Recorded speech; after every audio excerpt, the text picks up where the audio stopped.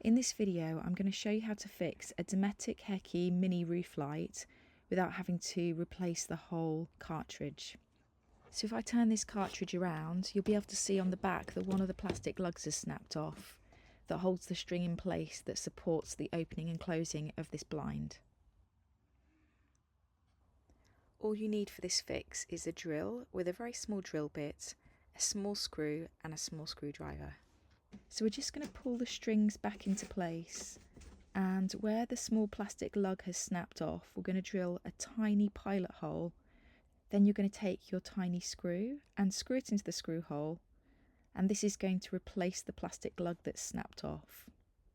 And we're going to reposition the string over that screw so that as you open and close the blind, it slides along the screw as if the plastic lug was there. And if you'd like to see any more videos like this, please head over to our website, thevanlifeguidebook.love. You can also download the Van Life Guidebook app on the App Store and Google Play, and it's also available as a desktop version as well, and it's free for the van life community.